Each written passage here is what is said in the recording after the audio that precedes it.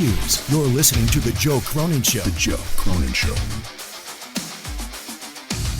The Joe Cronin Show. I hope you hang your mother. This country sucks. This place sucks. CNN masturbated all fucking day.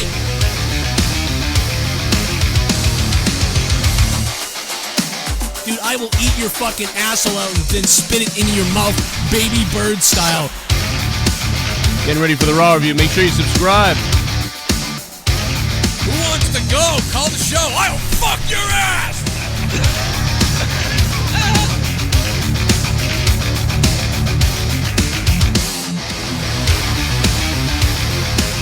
I want to kill myself! If I think it sucks, I tell you! The Joe Cronin Show.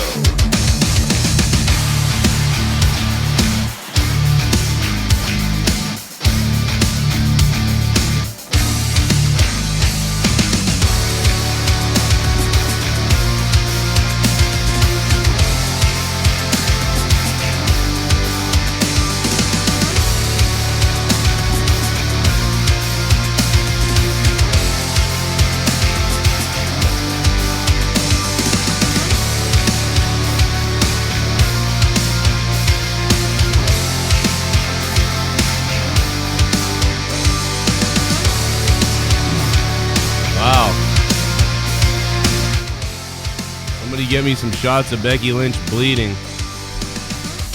If anybody can get me some good shots of Becky Lynch's busted open nose, some really nice shots from the Raw show tonight, feel free to tweet them at me at CorruptedPod. That's at CorruptedPod on Twitter. Please send me your shots of Becky Lynch bloody on Twitter. I would like to have them. I might even change the thumbnail. Dude, that ending was awesome. It was made even better by the fact that Becky got busted open. I mean, it was really extra awesome because of that. That was crazy. They're here. They're here. Well, that was, oh my God, dude. When it was awful at first, because when Michael Cole started being like, they're here. Like, I mean, again, like he sounds like a fake robot. They're here, like Leah, like literally was angry at that, and I was like, you know what? Here we go again for the millionth time. But it actually ended up being kind of cool. It worked out. A few people had said that it was Naya Jax that caught her with a straight jab in the nose when she was in the corner. Thanks, Naya. Yeah. And because immediately as she went away from Naya, she got approached by Dana Brooke, and Dana was like still, working her with fake kicks. And then she like quickly motioned to Dana like half a frame, and then she rolled out of the ring, and that's when she went to go grab the chair. So she got somebody toweled her face too for a second. It didn't help. Yeah, though. For a very quick second, just smeared the blood everywhere. Yeah, it's a broken nose for sure because you can bust capillaries without breaking it, but it's likely broken. Probably broken. Yeah, more than likely. It was so much blood. Her whole hand was covered in blood. Both hands, because at first I didn't see Becky bleeding. I saw Ronda's arm had blood on it. Her left arm, the arm that wasn't worked over. So, the opposite arm. Either way, she had blood in the corner of her elbow, and I was like, "Did she cut her arm on the chair shot?" And I was like, "No, it was before that when she slid in." I'm like, "Maybe she got hurt backstage or something." I'm like, "I don't see the blood." Then I saw everything that happened, and I was like, "Oh, it's Becky that's bleeding." All right. Yeah, that was just saw the blood pouring from her, so it's not Ronda bleeding at all. No, yeah, it's just getting on everybody. Decent ending just because the blood brought it up to a new level and everybody was really physical with each other. But yeah, it made Becky look insane, dude. And then the way she hit it with the chair was good. I couldn't even believe it. Like Becky's shots with the chair looked pretty good. Like for the PG era chair shots, like I don't know why it looked kind of believable. A lot of times the guys, the way they swing the chair, it's so predictable. Like here, let me bend over for you, and I don't know. That was a pretty good ending, man. Yeah, it's just at first I was rolling my eyes at it though when Cole was saying SmackDown's here, SmackDown's here. Yeah. It was like, it's oh happening, my God, it's happening. Yeah, dude, shut the fuck, Cole, you suck. as everybody else pointed out too, it's so odd to see Becky and Charlotte working together just a week out of their massive months-long feud, and yeah, that's the problem with Survivor Series being 2 weeks after their last show. They had no time to build. You never got Becky to say like, I'm leading us to victory, or I'm going to be the because she's the champ, so she's supposed to be like the leader, but we just they had to have a assume team that. captain, so Yeah, we just had to assume that yeah, like was she's happening. leading them to victory. It's just an awkward thing. You're on it's my not a side huge now, deal, but Charlotte. You're on my side, Charlotte. You're on the man's side, Charlotte. The man. Funny Sorry. thing is, even before Becky ever came out, Ronda just said Becky's name, and the crowd was chanting over Ronda Rousey, saying Becky, Becky, Becky. She's so white hot right now, it's insane. Yeah. Hey, let me Because usually I don't see anybody typically get a better response than Ronda Rousey in person. As far as the females go on the Raw side. Yeah. Even on the SmackDown side, usually Ronda gets the loudest pops, or one of them. And for them to be chanting Becky's name while Ronda's out there without her, that's a huge tell. I didn't activate the super chat alerts yet, so I just did just now. So I just want to talk about these super chats real quick, so because they're not going to alert because I didn't have the alert on. The alerts are now on for super chat and regular donations, so feel free to do that if you guys want. And we'll read everything. Actually, everything will come up like an alert, like always. Big Matt says Becky being busted open could have had worked more perfectly than they could have written. That was actually badass and not scripted. Yeah, it was pretty awesome, man. Like that's what we're talking about, man. When just sometimes some blood.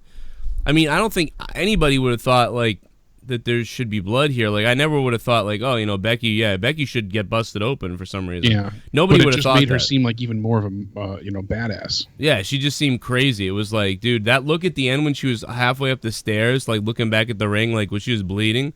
Yeah, it's all over her fucking face. awesome. Her hands are covered in blood. She's got her hands held out, and just that was quite. Raw sucks. Raw sucked. It was awful. I think in many ways, but there were some things that were good. But the women were pretty decent tonight. There's something to be said about all the repetitiveness. Like even though this ending was kind of cool, again, it started off lame. Like oh my God, they're here. Like no shit, here we go again. Like every year, the same stupid thing. You unoriginal idiots. But Ruby Riott, great promo, but the problem is it's the same promo a million times. Like, I'm sorry that about what I did last week, because when I took her glass slipper that her mother gave her and I smashed it, I thought that I was doing something that would make me feel good about myself. I thought I was doing something that would teach her a lesson, but the fact of the matter is, I did something that made me feel really good, even better than I thought I would feel. It's like, okay, we've done this a million times now, these women with this whole, I shouldn't have done that. Actually, I did it because I loved it or whatever the fuck. Where the hell is this $10 super chat? Why the hell am I not? Does it go away? Did that already go away? If the $10 super chat went away, I'm going to be pissed. Oh, it did go away. Fucking what the fuck? I have it up here from Larry Kemp if you don't have it. I've been told Becky is like the female Stone Cold. Yeah, that's what they say, but she's not really. Again, like, I don't know. Yeah, we've gone back and forth. We've already talked about that, yeah. But Larry Kemp said, Becky, badass Becky, still fine, even bloodied. Yeah, absolutely. Yeah. Added a bit of fire to that ending for sure, so... I gotta find that super chat and put it up. I don't know, man. I'm sorry that it didn't. If you super chat from now on, it will play though. I apologize. The first few of them didn't play, and I was behind on Raw and didn't realize it. That's why I started late because I had fast forwarded to watch the Singh brothers' neck break in half. Oh my God, that was brutal as well. I forgot that I did that. So like I'm like sitting here like everyone's in the chat like, oh, it's over, and I'm like, what? I haven't seen that yet, and then I realized what happened. But yeah, again, so the news was right that we talked about last week that Raw would end at exactly 11 o'clock. Yeah. And so we were right about that. You hit the nail on the head too with saying it before. Like that's usually when they try and aim for doing something a little bit unorthodox or out of the ordinary with feuds, having Raw versus SmackDown. I mean, that's essentially their intention, to have, not just brand supremacy in the fight for, who's better, but they also get a chance to pit people against each other that don't normally face off. And the problem is here is that literally tonight was again like the third week in a row of just the same exact Raw. Format wise, like the opening was the same. The Dean and Seth promo was directly at the same time, like in the second hour. The women's feuds, the matches, almost everything was exactly the same layout. Yeah. And this is the third week in a row. Like it usually repeats itself, but this specific format, has been repeated like so many times now. I just think that all the people that are saying that like, oh, good, it needs to end earlier, and people are like clapping hands that it's ending at 11. I don't think that that's good. Like, it's not good to me that the show ends exactly at 11. It was better when it was unpredictable what was going to happen. Like and they're not good at time management either, Joe. You know that. They typically run over. I mean, they're either really early or really late. Time management is not their strong suit at all whatsoever. SmackDown's been doing a good job of it, but it's just SmackDown. But there's been times. But again, it's like 1, 2, 3, and okay, well, we'll see you later. And it's like, oh man. But they also they cut into other things, so they leave a little bit of leeway in that main event because of SmackDown. Yeah. And they've also had a few times where SmackDown's gone into but that's why it makes things worse. Or the network. That's why it makes things worse, because they cut things or they like stuff is way early for some reason because they're worried about going over. And it's like, dude, we haven't seen this since the last time I remember this type of stuff going on was during when Bret Hart got super kicked by Shawn and we missed it in '97, and then they showed it the next week, and that was like around the last time that Raw was unable to go over 11 o'clock. I think like since 1997. Like that's another thing from the Attitude Era that's gone now. The show will end at 11. Yeah. I think that sucks. You should be cheering if the show gets, turned into a 2-hour show, not if the show goes off the air at 11 on the dot. That's a bad thing. I don't know why anyone's happy about that. It's like they'll just take anything, I guess. But I think it's a bad thing. Let me play these donations and see what we can do here. Booking time. Elias gets Lashley eliminated and then Elias gets annihilated and hospitalized. Later in the night, after Styles vs. Brock ends, Lashley comes out and destroys Brock. At TLC, Lashley vs. Elias no DQ. Rumble Lashley vs. Brock Universal title. That's kind of I'm not saying I wouldn't have tried to book something like that, Goon, but there's no way they're gonna do that. You've got a new subscriber. I think it's a pretty good idea, but they're not gonna do it. There's no way they do that. James Bramley, thanks for subbing to the channel, James. Appreciate that. What's up, James? Super chat. I've been told Becky is like the female Stone Cold. Yeah, that's what they've been saying, but it's and she did look like it tonight. Like her character, how she started, wasn't really like it to me. She's more like a sort of a Bret Hart, but now she has some tendencies for sure of that. But it doesn't. I don't even like comparing anybody to Stone Cold. Caleb Johnson, thanks, man. I just like that she sounds more like Conor McGregor. I just keep saying not because of the accent. But. I think this is the most over any woman has been since the woman's revolution. I don't think it is close. But despite that Raw sucked, Brock Lesnar almost killed one of the Sings, and why was Lashley bending over? I died laughing at that for the wrong reasons. Yeah, they did it last week too with the glutes or whatever, so it was like, oh, they're doing it again. So I kind of tuned out when they did it. But the Elias stuff was kind of funny. JD Venom, thanks for the donation, JD Venom. What's up, JD? Give me a hell yeah! Diverse. We are supposed to forget about Bliss bullying Jax. Ending to Raw good toe. Badass Becky. Good promo by Ronda, but Becky got her in the back and then with chair and crowd wanted more. Yeah, that was pretty cool, man. Diverse, thanks for the donation, man. They really made this fun. All of a sudden, I'm telling you, man. Everybody Becky is feuding with has become good because it's begun fun to watch because of how Becky acts. She's intensifying everything. Super chat. To Stanley, things will never be the same. Jeff Rhoda Boss, thanks for the $2. Yeah, man, sucks to hear about Stan Lee, but I've been reading about his just sicknesses and his family trying to take advantage of him. Super chat. Becky is the man. I'm the man. I'm gonna smash your fucking head in with a chair. Charlotte, you want a chair shot to the head, Charlotte? It's just funny. Jeff the boss. Thanks, man, for the donation. What's up, everybody? Lashley's too boring. Yeah, I agree. He's been boring, man. He's a boring dude. You hear these yet, Jake? Or no? Oh no, I didn't mute you. That's why. Yeah. Fuck, I didn't mute you. That probably wouldn't work. What the hell is Twigmania? What the hell just popped up? That was weird. Seen that? Super chat. My $5 one was sent when you had SC turned off, Joe.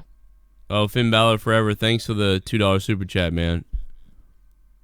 Thanks, bro. Sorry about the super chat being off. Finn Balor, thanks for the super chat, buddy. I think I saw it in the chats. It just didn't pop up as an alert. And yeah, shout out to the $10 one too. From we had Big Matt drop the 5. Larry Kemp. Big Matt said Becky busted open. Couldn't have worked more perfectly. I agree. TB Jammer dropped $2 the other day. Just want to shout out TB Jammer for doing that. Also want to welcome to Patreon Mike. Mike Hartzler became a $25 VIP patron, so I put him in the associate producer category down in the description. Mike, thanks for becoming a $25 patron a month on patreon.com/Joe Cronin Show. We uploaded a ton of shit today on Patreon. Not to mention, there's coming later on is a extra 1.5 hour bonus of me and a bunch of other people talking some smack from earlier today that did not air over on the corrupted channel. But let's get back to Raw. There's a lot of calls about Raw tonight. We're gonna take your phone calls. Yeah, there's a lot to go over. I mean, I was talking with Diva Bible earlier, and he was saying that, you know, for the thing on Sunday, he agrees with me. I was saying Becky doesn't deserve to lose. If they have her lose, it's really going to, you know, hinder everything that she has going right now, and especially with the angle tonight. So one of my concerns is I don't want to see Ronda, now her arm's injured and that be the reason, but I could picture that being something they're going with. That and Tamina and Naya. Well, yeah, I mean, that's the rumor going around now. He said, actually, Naya will probably interfere. Yeah. And not even an hour later after we talked, all the news goes around that the conclusion planned for Survivor Series is to have outside interference from Naya, Jax, and Tamina. So it's like, why? Yeah. No one wants to see that. No one. Yeah, but it's like, how are they going to get out of it, man? How are they going to protect both of them? I don't know. They don't. Ronda's too green. She gets beat because Becky has better ring experience. Yeah, in a real, you know, dream scenario, that's how I would play it, but it'll never happen that way. I just wouldn't. I wouldn't even have the match unless it was for the title. You know. I mean, know. ideally, but I mean, yeah, I don't know. I don't know what to do with them. 609. What's up? What's up? It's Luke.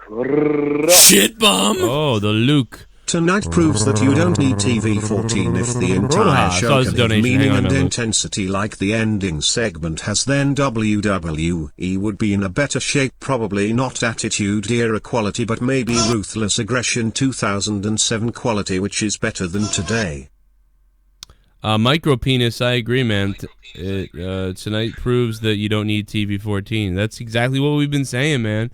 Micro penis, thanks for becoming a $5 shit bum. Yeah, man, this is like what we've been saying when people say like TV14. It's like, no, you don't need TV14. You just need good writing. And it even started bad. It started with Michael Cole being like, oh my God, they're here. Oh, they're here. Oh. Like Michael Cole started the whole thing with this dumb, cheesy, fake, robotic, dumbass line that Leah called gay, for Christ's sake. And then it got better. So then the women did their job, and what they did was so good. And then, of course, Becky bleeding. You know, I mean, that was a big thing, too. Even if Becky had not bled and she had just beaten her with the chair and she still walked to the top of the ramp, it still would have been all right. It still would have been pretty cool. Yeah, it still would have been decent. Still would have been good. The blood just, and her looking so just vengeful and badass really added to it. Yeah. And Woken Demon let us know that Becky was the head of the Assault Squad last year as well. You know, when last time they came through with the invasion angle. So it's funny that this is the second year running that Becky is the man to come through and, you know, bring out some SmackDown justice. Yeah, it's kind of cares? Funny. Yeah. Yeah, Luke wants to eat her out, he said. What, Luke? I do. You sick fuck. I wanted to say that I hate Finn Balor. Yeah, I kind of I get you there. Why? Because he's a gay guy. Yeah, that's exactly right. No, him coming out tonight was so out of place, so random. Of all people, Finn Balor, like they had to just like, oh, you know what? Yeah, Finn, you go out there. And he comes out with his gay, fucking, stupid, faggoty-ass smile that he has all the time. He's the same fucking promo. I can't tell if there's a donation going on. No, there's no donation. I paused him. All right. He comes out and, like, with this, he has this fucking pixie voice now. Ever notice that? Like, now his voice is, like, super high-pitched now. And it has gone up an octave, I swear, you're right. Yeah. And he really? says all these, like, cheesy, he says all this cheesy, dumb shit, like, shut up! Like, what a fucking die car crash. Please. I really like him, Get too, the and I fucking kind of car agree out. with you. He just sounds whiny, and it was very out of place and odd. Like, it wasn't a bad segment entirely because of Drew, but... Drew was cutting a fucking kick-ass promo, I thought. Yeah, he was killing it, and then... Yeah, It's funny how Drew cucked Ziggler, though. He was like, I'm not fighting you, he will. I'm not putting up with your shit, you know? And it's like, isn't Dolph supposed to be the veteran here and Drew the muscle? You know, isn't he supposed to be like the bodyguard kind of role? But right. Yet again, they just, you know, they have big plans for Drew, so they're just throwing Dolph to the wolves at this point. I really don't want them to break them up, only because for two reasons. One, I don't want to see I don't want to see Dolph Ziggler versus Drew McIntyre feud. I think we've had enough breakup feuds this past fucking 2 years or so, whatever. I don't think they'll feud long if they do, anyways. But what's your second point? I also kind of like them together. I think it's just a weird combination, and I think they go well together. I think Ziggler has actually been, you know, he hasn't been like fucking awful recently. He's actually been pretty decent with Drew. But but when they break up, I'm sure we're gonna have like a fucking 2 or 3 month feud with them about some tough shit about how I fucked your mother and you didn't fuck mine, or some stupid shit. I don't know. What do they fucking fight about nowadays in WWE? They fucking fight about who wears the gayest shirt of them all. My fucking shirt has a rainbow on it. Yours doesn't. Oh, no, I honestly think, because even at plans beforehand, you know, they really want to push Drew. If they do have a split feud, I think it's going to be very quick and over. You know, Drew will be dominant, and that'll be it. They're going to send Dolph back to the wayside and forget about him yet again. That kind of sounds like a tentative plan, because they don't have a lot of time, and they want to have him move up before the Rumble. So I hope they forget about Nia Jax entirely. Just leave her in a fucking ditch and die. I thought Tamina was fired a long time ago. I don't know why she's there. She's awful. If there's anybody I would, you know, future endeavor right now, it'd be her. I find Tamina. I find nothing beneficial of her at all as far as you know, a wrestler goes. I'm sorry, it's just fat. It's not the weight thing, because I like Naya. It's just Jesus. Tamina does nothing for me. I can't even get a boner watching them. What's the point of even having them on the fucking show? And Tommy gets hard. You know, he likes the big ladies, so you gotta reach out to all. You know. Yeah, at least some people like that. Yeah, especially Tommy. All minorities. Everybody's different. There she is. There she is. That's a hell of a shot. Look at that. Who's the fucking champ? That's amazing. Look at that. Hey, 678's on the phone. Thanks, Luke Rojas. What's up, 678? Hey, Joe. It's Ashley Rose. Oh, what's up, Ashley? Hey, how's it going? Hey, how's it going? Hey, well, yeah, I also tweeted you a picture of Becky, too, but yeah, this was fucking bothering me the whole time. Did you notice how off some of the commentary and the writing was? For instance, them saying that Ember Moon has idolized idolized Nia Jax, when in all actuality I think she's been wrestling a lot longer than her. Well, oh my God. And did she really say that? I didn't hear that. Did she really say that? That's insane. Oh my God. Like, I mean, that was part of one of the commentaries that was going on. And also there God. was the Ronda Rousey millennial thing. I'm like, y'all are the fucking same age. Like, y'all are exactly the Same age. That was the one that made no sense. Everyone was saying that. It was like, aren't they like the same age? I think Monica sent that to me too. She was like, did this, and we found out that Becky is 2 days older than Ronda. Like, yeah, I screenshotted both of the fucking Wikipedia birthdays. I was like, y'all are the fucking same age. It's like, I don't know. It's like I guess they don't care about the people who know that. You know what I mean? Like only 20% of the audience knows that or less. So maybe they don't care. But it's like, it's ruining it for me. I'm like, I know Nia Jax has been here for 4 years. She started training like 4 years ago, I think. And we know that like Athena or Ember Moon was signed like 4 years ago. And she was wrestling in gymnasiums everywhere for like 7 years, like or something like. Well, maybe not 7 years, but like 3 or 4 years before she was ever signed by WWE. So it's just crazy that they go with those type of things. They're like the same age. I don't know. They don't know. Even Michael Cole is atrocious too. At the end when he was like, "Oh no," like the invasion. It's like they have all this. Like they are so scripted. Like Mauro Ranallo would never. Like, you would never say, like, okay, go on out there and say whatever you want. And Mauro Ranallo or another announcer would never, have said any of that stuff. So, that's coming from some goofy script that's in the back, and they're being told to say this stuff. Yeah, and part of it, too, it's like, are you trying to intentionally alienate a part of the audience that's watching? Or, I don't know, the millennial comment, not to harp on it, but it was just, it didn't fit with everything else that they were going for. Well, with Ronda? Yeah, with Ronda. I actually like that. I thought she was attacking soy boys, and I thought that was funny.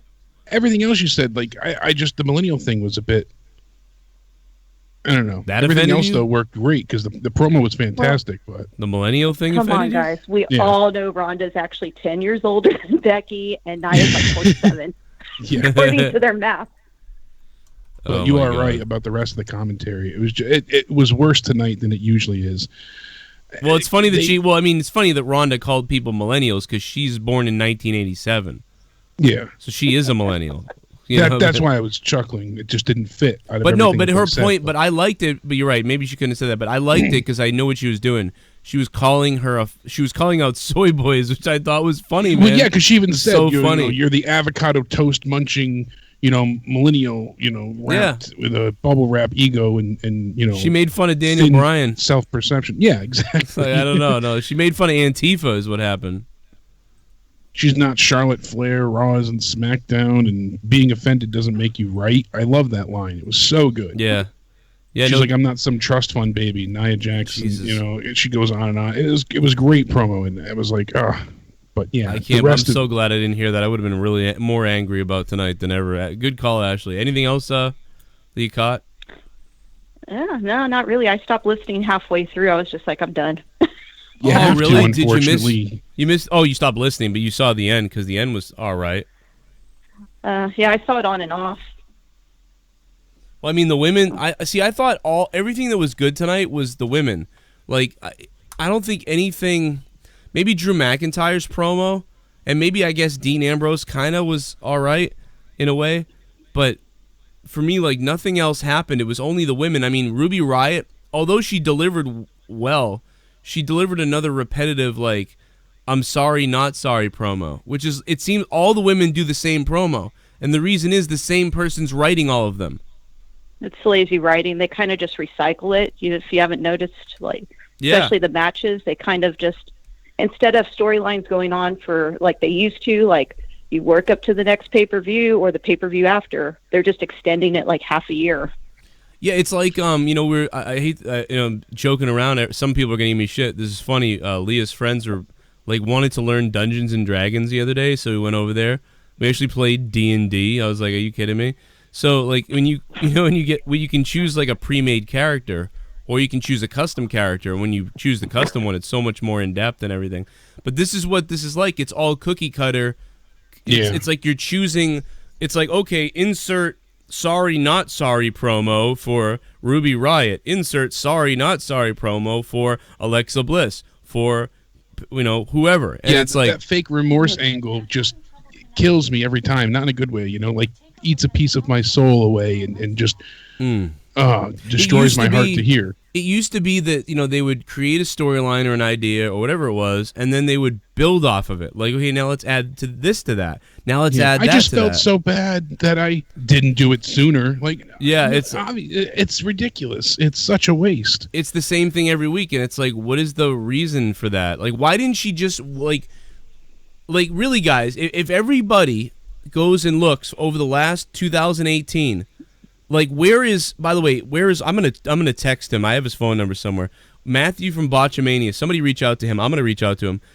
Like, somebody compile like every single sorry not sorry promo by the women in 2018. You will see like that it's happened at least. Yeah, is there any dozens. heel female that hasn't used that promo yet? Do you remember another time where a woman has done that promo a million times throughout a year? It's like, no, I've never. Like, you come out there and I really kind of feel bad about breaking her slipper now, but actually, I told you I love it. It's all recycled. It's the same thing. It's the same thing. It's like, why wouldn't she come out there and just say, Jim the Anvil Neihart, legendary Heart Foundation, that smile, you know what I mean? And when I smashed those glasses, I could see Natalia's face just start to crumble. When I every time I see myself smashing those glasses, I see Natalya crying, like the little girl she never grew out of. Outside, like, why didn't she just come out and go into that right away? Why did she have to go like, oh, I feel bad, like, put this farce up? It's like, again, like you said, we've already seen it. It's the same promo that 7 other women cut. So now Ruby Riott, not special. Now it became okay once she started going into her promo because she did a good job, like, talking for the most part. But again, it feels like she's a fake person. I feel like that's not Ruby Riott. I feel like that's writer number 7 in the back who wrote all the other promos the same way. No, it's not writer number 7. It's intern assistant writer number 7. Yeah, because their motivations change from week to week. So you have someone sounding one way, like, we get the fake remorse today. Then the next time we'll hear from her, she'll be, straight badass. And the week after that, she'll, backpedal on everything. So there's no consistency because, like you said, you got intern writer 4, 5, and 6 writing each week independently. So there's, it just no continuity. And I liked what Michael Ryan in the chat said before. He said, I think Ronda might have written that promo, but Ronda either didn't understand or confused millennial with hipster, like you were saying, Joe. Yeah, and that maybe works because if you just switch that one part, I wasn't coming down on it. I just, hearing that. Yeah, she screwed you. I think that I almost wonder if she didn't say something like that because that's directly now attacking some group, I guess. So like millennials, like open-minded, maybe open-ended. I don't know, or it could have just been off the cuff and she just said that. What did someone say? Still was a great promo, but Monday Nitro in the chat said, oh God, what did he say? It was so funny. I lost it now. He was like, oh yeah, WWE is so shit, people think Becky Lynch is stone cold. That's how bad it is that anything will do. Anyway, Ashley, thanks for the call. Yeah, laters. All right, have a later. good night. Good call from her. All the women are shining tonight, man. I mean, I'm not trying to cuck out, but all the women, man, they're even the callers. Like, what the hell's going on? The women are just taking over right now. But yeah, again, Ruby did like delivery, great job. Like, promo ended up being a 5 or 5 out of 10 only because of how good Ruby Riott kind of delivered it. But again, you can't fake that. You can't make that authentic. It's that script like number 5 that they go to every time. And like you said, there is not a single female that's a heel that hasn't used that promo yet. It's just been, this whole year has been flooded with that, sorry, not sorry. Can you imagine, it's like, insulting. If somebody has the videos of that, like, we could really put together, I think it wasn't it? Who was the one that really made it obvious where they did it week after week? Like, they did it back to back. Like, SmackDown? Alexa did it a lot, but Carmella did it a few times as well. Right, Alexa Carmella was the one.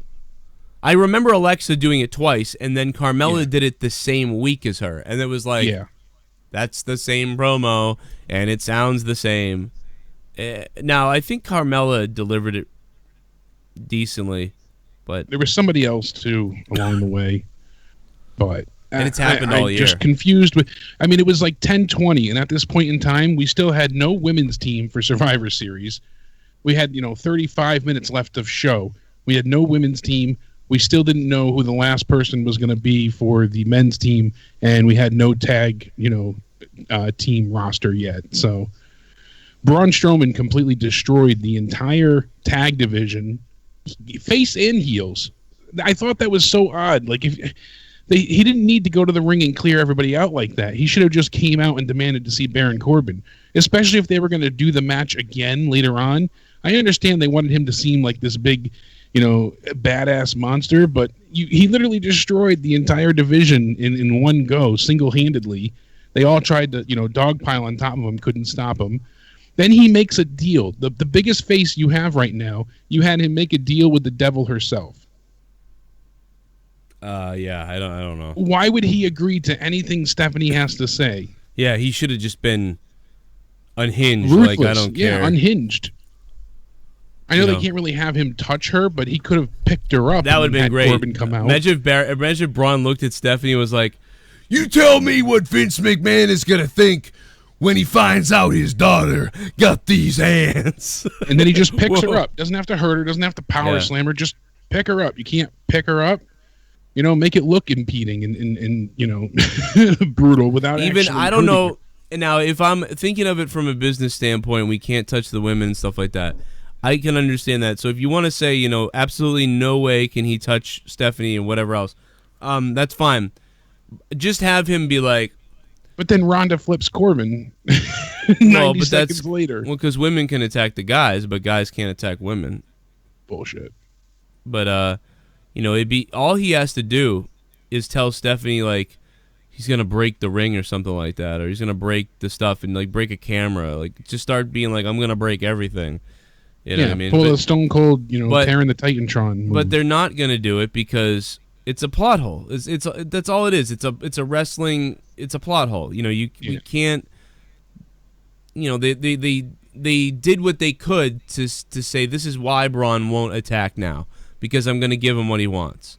Yeah. So now, and he got a stipulation he wants. I'm playing devil's advocate, like if I'm like Road Dogg or something. And I realize that, but it's so lazy and so sloppy. And I understand they're like forcibly lazy because they've had so many shows in such a short span. Hell in a Cell. We had the Super Showdown, then we had Evolution, then we had Crown Jewel, now we have Survivor Series. In 6 weeks, this will be our 5th show. Yeah. I mean, it's insane. It's hard to write or build any meaningful feud. I always used to really enjoy Survivor Series, and this is just a rushed piece of shit. And then on top of it, they have Seth Rollins out there saying, "Well, I'm not focused on Nakamura. I'm throwing him on the back burner because I'm only looking towards Dean Ambrose." What was that promo? You're facing Nakamura Sunday. You're facing Dean way down the line. Like, he should have been talking about he could have handled double duty and been like, "Well, Nakamura is a great something. Build it up somehow. Act like you give a damn." Yes, Corey Graves came out and said, "Oh, I don't agree with that," and he talked about Nakamura as a threat, and Corey did get into him a little bit, but still not enough to like justify Seth acting like, "Oh, he's no challenge or threat to me." They gave us a halfway set up with Dean and a very quarter of the way set up with Nakamura. I mean, I didn't care about any of it.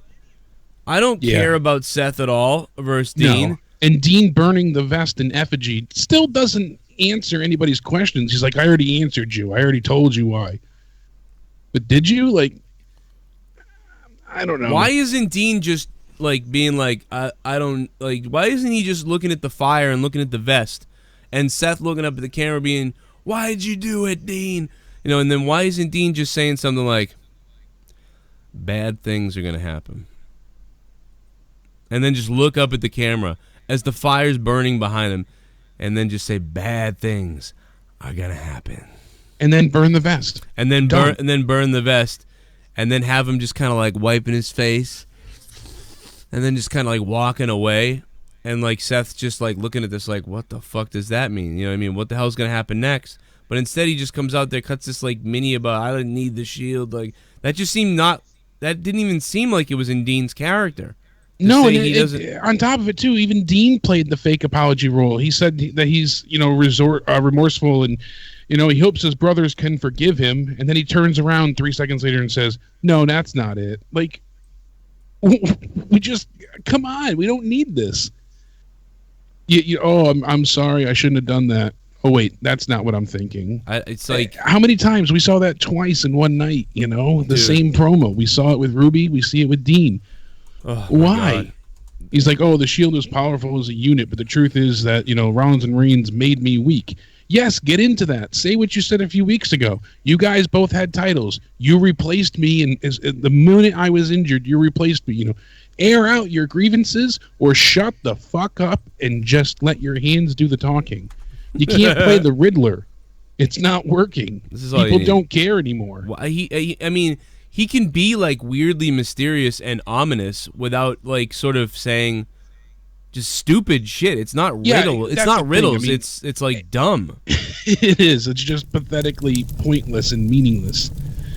You see this fire right here? Like, they can burn say it down. When I him saying the burn it down thing, I'm like, oh, that's cool. Let's see. But then they ruin it. You know, they played their hand. He's like, when I look into this fire, I see two different things. I see what the Shield was. I see it disintegrating in ashes. And when I look into this fire, I also see the fire that burns inside me that wasn't allowed to come out because the Shield was holding me down.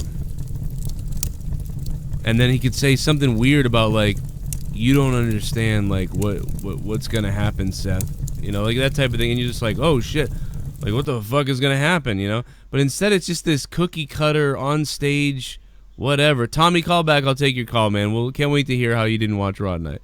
I like what Jason Powell said. He said the only reason, to have Rollins get into this type of promo tonight is if they built it this way so that he loses to Nakamura on Sunday, and they can say, "Oh, Seth was so focused on Ambrose, and that he wasn't prepared for Nakamura." Oh, he's losing. Oh, Seth is definitely gonna lose. It seems that way, but you never know with them. Yeah.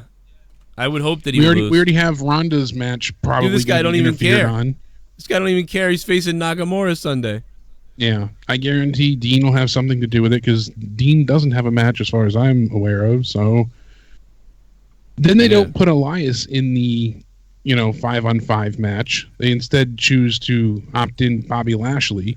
I feel like that's a huge mistake because you want at least some draw for Sunday. What is Elias doing Sunday? Anything? Nothing now. I mean, he's probably absolutely nothing. I'm assuming maybe Elias is coming out to play a song or something, and with Bobby Lashley, they figure because Bobby's like minorly injured right now, I guess. But Bobby's in the match for the 5-on-5. He beat Elias because Leo Rush held his foot. I think what they're, I don't get that really. I really don't quite get that, but I guess it's mind-numbingly fucking just stupid.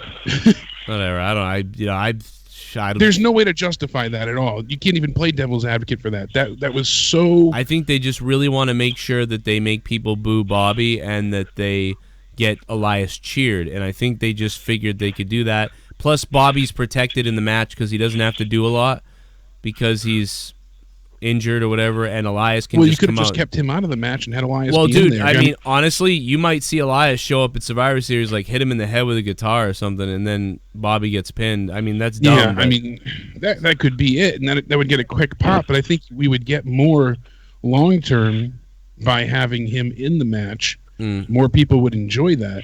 Because, I mean, how deaf can you be to the audience, I was saying? I realize they're trying to build the feud a bit of a long-term, thing here between him and Lashley. But pay-per-view 6 days away needs all the help it can get. You need, you only have 3 main draws on Raw at this point on the men's side. You've got, Seth, Braun, and Elias. So you're only capitalizing on 2 of your 3 assets. Well, you left out Ronda, but yeah, men's side. Oh, you said men's side. Yeah. I'm sorry. Listen, 773's on the phone. What's up, Joe? What's up, man? How you doing? Man, well, I was underwhelming, man, but that ending was good. How you think about that ending? About what? The ending of Raw. The ending of Raw? Yeah. Oh, I loved it. I mean, at first I was rolling my eyes. I didn't like it because Michael Cole was like, "Oh my God, they're here! Oh my God!" And then Michael Cole did some gay ass fucking thing like he always does when this happens. Like, "Oh my God, Michael! For the 9,000th year in a row, they're here." You idiot. Yeah. So, Speaking of gay, can you believe that Finn Balor segment? oh my! Well, you're not the first one. Like everyone's Yeah, no, everyone's you're not, and you're not going to be the last either. That was really bad. My favorite part of Raw tonight was when the Giants beat the San Francisco 49ers. The Giants won a game. I can't believe it. Yeah, they won, and against the 49ers, so I get to throw it in my buddy Nate's face. Even better. I mean, dude. Well, He's go probably ahead. got a migraine from that ending because that was a fucking dude, what happened to the Patriots? Show. What the fuck happened to the Patriots on Sunday, dude? What the fuck? Well, the Giants were down by 3. It was almost over. There was like a minute 35 left, and then there you go, touchdown. Oh man. Well, they're both junk now, without Garoppolo. Oh, I know, but still, Anyway, what were we I gonna don't know say? what happened with the Patriots though. That was I don't know. The Patriots disaster. took a dump on themselves, man. I think it's just because I bet on them. I was like, oh, I bet on them 6 weeks in a row. I should bet on them. Oh wait, Another two segments that I didn't like was the Brock Lesnar in the opening segment. I was like, yeah. Yeah, Brock I did Lesnar not. beat up a couple. I did not care what for you that, dude. I just, the Jinder Mahal. Why would Jinder come out there and even do that? And then the Singh brothers had to die. I mean, like they almost killed. Dude, if he snapped his neck and then picked him up again, did you see him land on his head? The Singh brothers dead, bro. Oh my god, because when he threw him out of the ring, but the German suplex is a hard landing. It is a hard landing to begin with. The way one of them landed, I think it was Mcneil Singh, landed the first time. Oh, it just made me cringe. But I couldn't help but laugh like a freaking, savage bastard that I am. Because it just looked so painful. He curled under himself. Yeah, his head rolled and basically kissed his balls. So. His head went into the canvas, like disappeared into the canvas. Corey Graves was laughing too. Freaking brutal. The opening segment was like they trying to build up Braun Strowman again. It was like, oh, here we go again. It was the same thing with Warren Wednesday in 2015. Yeah, I rolled my eyes. Yeah, they tried to go stone cold with Braun Strowman again, and it's like, dude, we don't believe you. Does anyone believe Braun Strowman anymore? Dude, he lost the Money in the Bank. He lost this match, that match. Dude, as far as I'm concerned, Braun Strowman is what he said he wasn't when he said, you think I'm just some meathead. Yeah, I actually think you're a retard, Braun Strowman. I really do. Like, I think Braun Strowman is a big retard, and I think he sucks. Thank you for the call, man. They even called that out tonight. I don't like him. People do call him an idiot, and he's like, I'm not stupid, Yeah, you are. You put Everyone up the treats me briefcase. like an idiot. And you put up the Money in the Bank briefcase and then lost it for no reason, you fucking idiot retard. I'm sorry. Like, you're an idiot retard, Braun Strowman. I don't want to watch you. I don't like you, and the WWE ruined you, and I will never believe it. You can win the Rumble, and I'll roll my eyes at that. Do not win the Rumble. You suck. You idiot, big moron guy.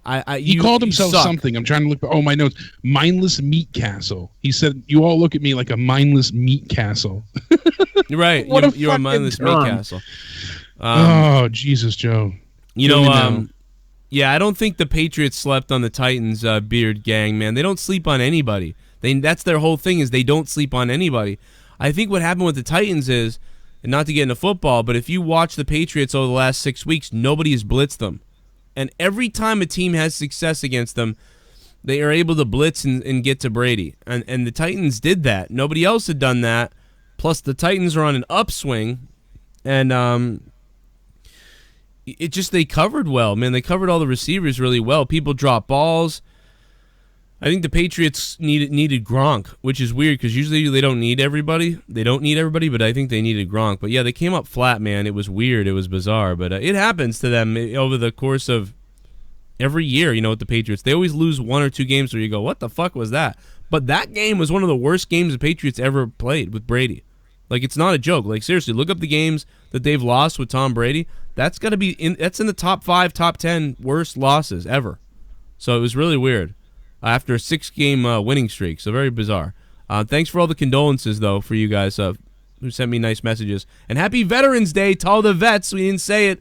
Thank you, seriously, to whether you went, your grandfather, whoever went and did, even in other countries. People that just did stuff for their country that we couldn't do, that I didn't do. And so thank you for doing that, man. So yeah, thank you for your service. Man, thank you guys. People had a day off today. And it was because, you guys, went to war or whatever you did, even if you're just a fucking somebody who, was a doctor or, was reserve or whatever you've done. You know what I mean? Thank you. And, oh geez, I wonder how SmackDown ends tomorrow. I'm tired this dumb show attacking show each year. Yeah. Does Becky and Ronda main event and does AJ have a chance? Alexa's sweet ass, thank you. You know, I don't know. I think anything's on the table, but does Becky and Ronda main event? Maybe after what we saw tonight. But I think it's gonna be Brock and AJ. It's got to be Brock and AJ. Hey, Joe Compton, man, what's up, Joe? Thanks for your service. Super chat. Joe Compton. Super chat. 3 minutes of accidental PG-13, greater than 11 months of PG. I know. Yeah. And yeah, from what I'm hearing, Survivor Series might have the women close the show, Joe. So it might not be Brock and AJ. Wow. Yeah, it might be the women's 5-on-5 or Ronda's match. And they also are talking about having the women close WrestleMania as well. Yeah, I've heard about that. I only want the women to close WrestleMania if they're on fire, but then again, they are right now. They're certainly better than most things. Kept up with Raw on Twitter and holy shit did they really do Sasha versus Bayley with no heat after being hesitant to pull the trigger at the past 2 WrestleManias and SummerSlams. What the fuck is wrong with these people? What the actual fuck, Vince, just die? Yeah, dude, they did Sasha Bayley, but it was a run-in. I mean, even Michael Cole was like, what was the point in this? Well, the point in it was to just beat up and fuck with Sasha and Bayley. I kind of like that in a weird way, because sadistic. You said reach out to Matthew. If you can't reach out to him, try Jay Hunter from OSW Review. He will definitely put something together real quick. That's a good point. Love the show, Joe, and one more, fuck Sean's views, son of a bitch owes me money. Hey, Miss Sean, or catch these hands. Bryson Tiller. Bryson, thanks for donating, man. Well, he owes people like Xboxes and shit, people have been telling me, from years ago. Yeah, people have won some of his giveaways and stuff he's done and never received items, I've heard. Like I said, allegedly, but... Yeah. No, I wouldn't be surprised. I wouldn't either. My name is... Hey, WoolhatDemon, happy birthday today.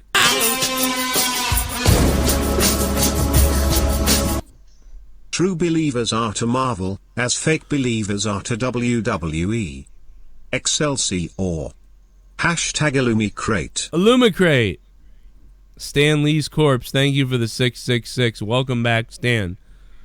Yeah, man, I'm glad Stan, passed on, because he was just always sick and people were taking advantage of him, and he was just... Yeah, he was reportedly in a bad state, like you said, not just with family, but with health. And I mean, he's 95, so at least 95. He lived a very long life and has an amazing legacy to leave behind. Wouldn't it be great? I hope he filmed the last scene for the new movie. The Avengers? The Avengers. I don't know, but hopefully. I hope. It's too bad if he didn't see it. Like, if he even... I don't even know if he's... I'm assuming he watches the movie. Oh, yeah. He's been following along with everything, so... 95, man. I know. We knew it was coming, so it wasn't a big shock to me. But I mean, think about that guy created all the characters like that you might like or love. Like, that guy created that shit. It's pretty crazy. Yeah, what a mind. But yeah, I mean, he's been kind of in trouble for years now, a couple of years especially. Remember when those guys came to his house to like rob him or whatever, and it basically seemed like a family member or a friend let them in? Yeah, I was like, what it was the a messed fuck up story. is going on, dude? A lot of people took advantage of him and had him sign things for money as well with family, and it wasn't until like another family member figured out what was going on that they had somebody advised his will, somebody had him like co-sign for several things and endorse checks, and there was a whole lot of fuckery going on. There's a lot of weird shit. Guys, if you want to get your donations in, the description box down below, it says Streamlabs, Twitch alerts. The donation link is down there. You can use PayPal or whatever if you want. Also, way at the bottom, all the donation amounts are listed. Way at the bottom of the description box if you're wondering what alerts what. And the super chat alerts are written there too as well if you do a super chat in the chat as well to ask a question. Matt said he did film his cameo. That was confirmed today for Avengers 4. Oh, wow. That's okay. good. I like what somebody was saying. Like, they were obviously trolling, but... Yeah. Oh, man, Beef Roller. Beef Roller's back in the house. Beef Rolly.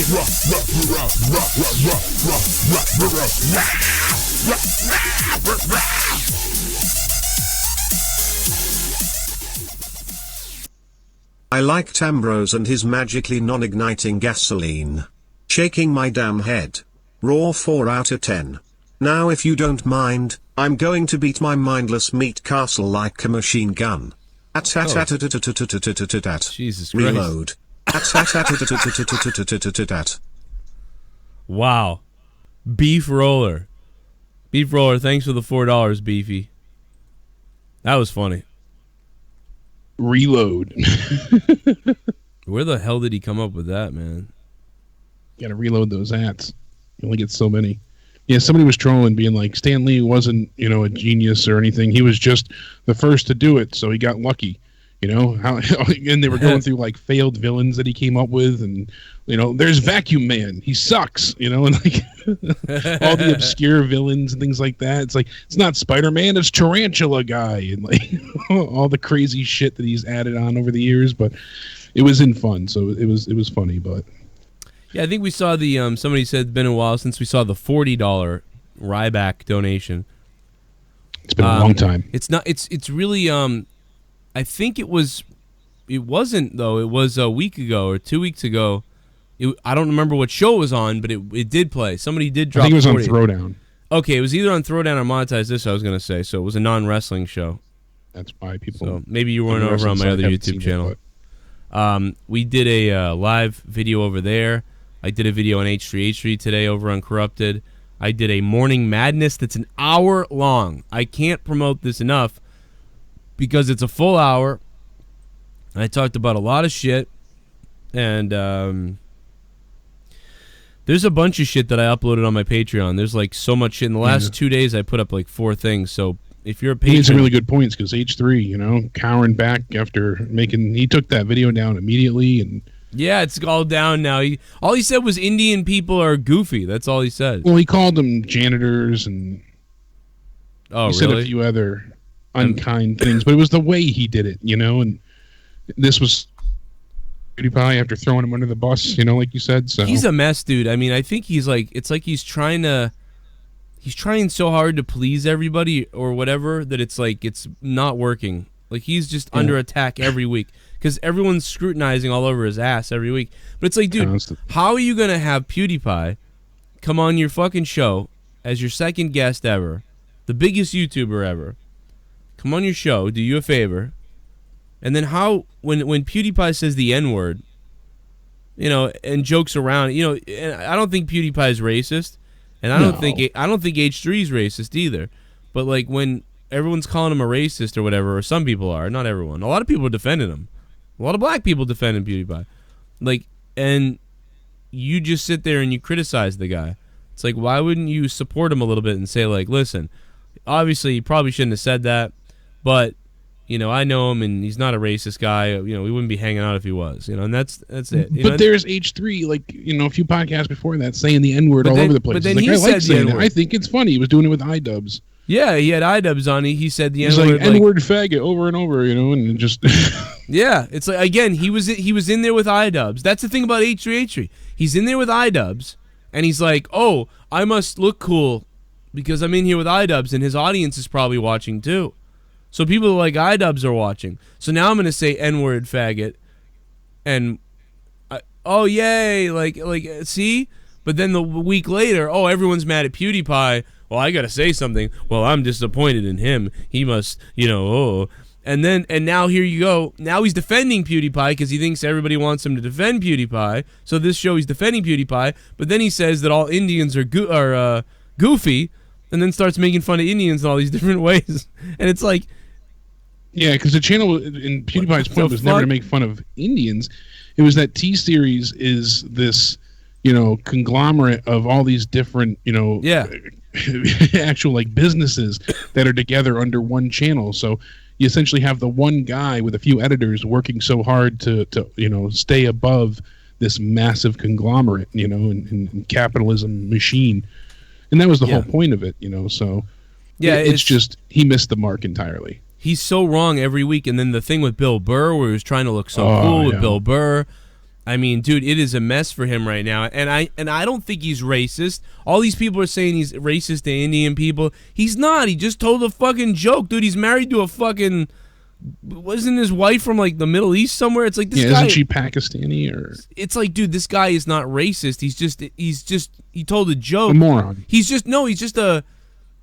kind of a moron, yeah. But it's more that he's like, he just he contradicts himself. Like it's like you tell someone something and then you go and do that. He thinks he's telling everybody, as you said before, what they want to hear, but really he's tone deaf to the situations and misses the mark. I'm convinced, and that's the thing too. He doesn't. You said it perfectly, and that's a suggestion for a lot of people in the community. You try and play nice to everybody, and get screwed. I mean, I'm convinced that if I had 1 million subs and my channel was about sucking cock, and I had 1 million subs and I went into the H3 show, I almost think he would try to suck me off. Like he'd be like, "Oh, let me just to can't beat him, join him." Yeah, this is what you do, right? Like let me get some of that, But then he's just weird. Fuck yeah, I got everyone's addresses, Mon. I got everyone's fucking addresses, Mon. I got A. Is Naya Jax a face or a heel? WTF is Raw doing Minchiwana versus Ronda the next Minchi killing Ember Moon? Which one is she doing? Is Naya Jax? She's clearly a heel at this point. Yeah. I mean, definitely they flipped her. She's working with Tamina, and that's how they want her. They want her to get as much heel heat as possible. That's why her and Tamina destroyed Ember in the end. That's why they had everybody attack Sasha and Bailey with them. So they want her to get as much heel heat as possible. She's the big show again. We thought that they were going to feud with Tamina, and she'd be the face in that.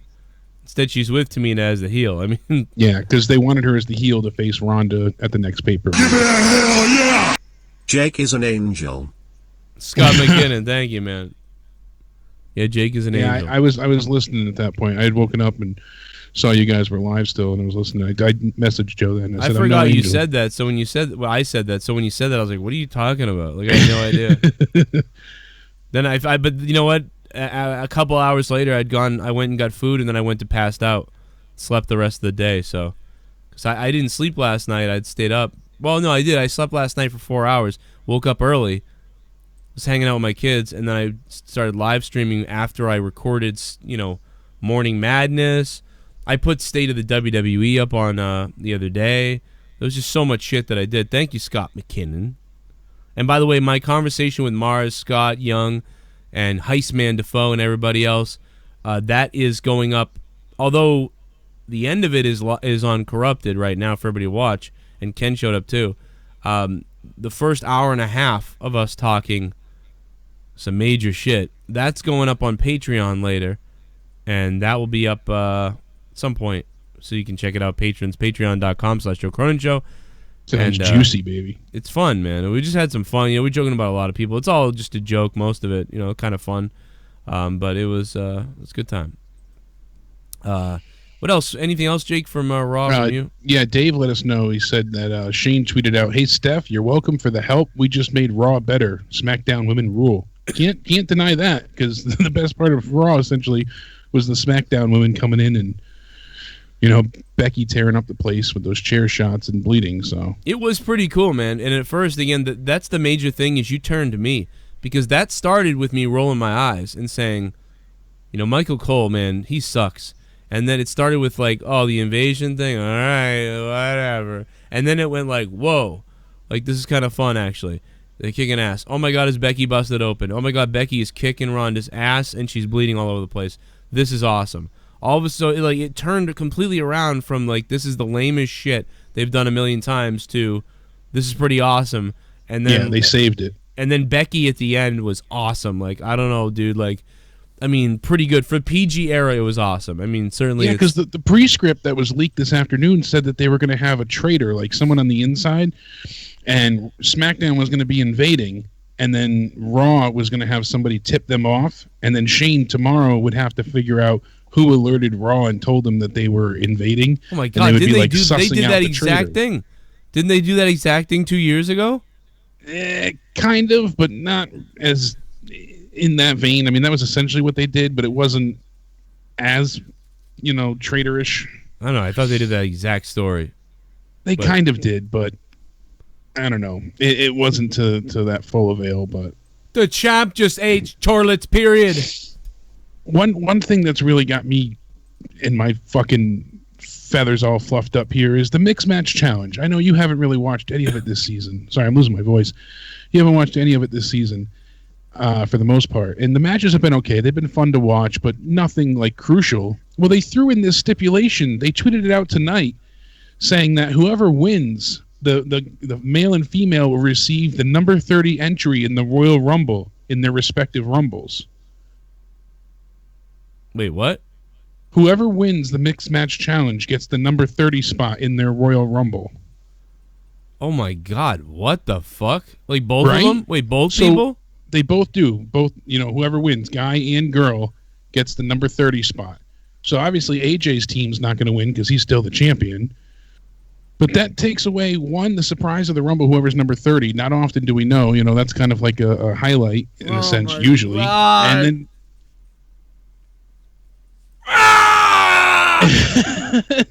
But they don't announce this beforehand. The tournament's almost over. So they said that, whoever wins, obviously there's always been the cash prize for the charity of the team's choice previously, and I don't know if they were doing that this time. But now they said whoever wins gets an all-expense paid vacation to anywhere in the world, and they will giving them a greater opportunity to celebrate free-for-all before going on to headline WrestleMania. We'll go ahead and give you the number 30th entry in their respective Royal Rumble matches. Dude. Why? Why? It's so stupid. You're just it's just another thing that's not exciting now. And the possibilities that we have left, essentially, they're not that crucial. I mean, you got Asuka and Miz taking on AJ and Charlotte tomorrow for one of the matches. It's all right, so Asuka and Miz get the number 30 spot, or I don't see AJ and Charlotte getting it because AJ would likely still be the champion, and it ends at the weekend of TLC, so the weekend before. I mean, that just reeks to me of they're not getting viewership, and they think that that's not going to change viewership though either. No one's going to watch because you said that, and it screws the Rumble. Yeah.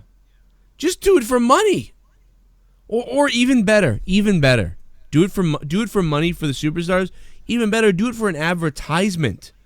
Why not go out and get a sponsor? Hey, Orlando or Disney or somebody.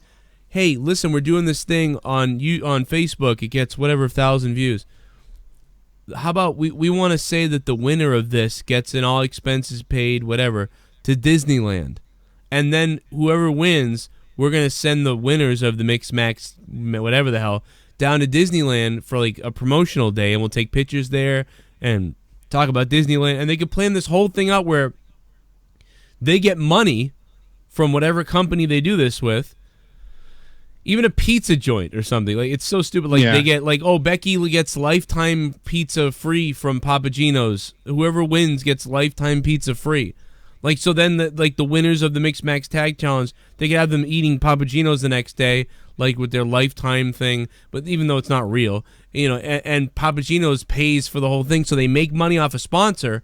The people really get something, and it's on par with the Mixed Match Challenge, which is a very underground WWE social media show that's been going on. So it's such a limited show too, because it's only available in the United States, only the US, and only on Facebook. So Disneyland would be great, or Disney would be a wonderful sponsor of that, on top of other sponsors they already have anyway. So they make more money, they get the corporate advertising, and then the winners actually get something, and it works out. But to have the 30 spot in the Rumble, what the fuck? Why? For something so almost insignificant that they get the 30 spot in the Rumble. But whatever. What the fuck. And then even more infuriating is the main story I've heard today is that they're pulling another Daniel Bryan with Paige, and the fact that PW Insider is claiming that Paige could wrestle again tomorrow. WWE refuses to clear her. They said, wait, who? Quote here, who? Paige. Oh yeah, okay. She could wrestle tomorrow. She could take a bump tomorrow. WWE is not going to let her take that bump, Johnson claimed in regards to Paige. they medically disqualified her after the issue last year when Sasha, kicked her and we saw her lose feeling in her extremities. Well, since then, she's done a lot to improve, and she's gone through some, of the clinical process that Daniel went through, I'm hearing, and they will not clear her. Damn. We also heard about Alexa reportedly suffering from multiple concussions, not just one. So she had multiple concussions in a short period of time, so that's why they're cautious with her right now. Yeah. It was, a lot of people thought it was one, but it's not. They don't know the number, but it's definitely more than one that she's dealing with, so. Yeah. And Alexa herself commented it, saying she's not going anywhere. She sent this out on Twitter. She said, "I'll be back," with a little Arnold gif. That was in regards to the small rumor that she was, retiring, yeah. Well, she had numbness or something in her arm?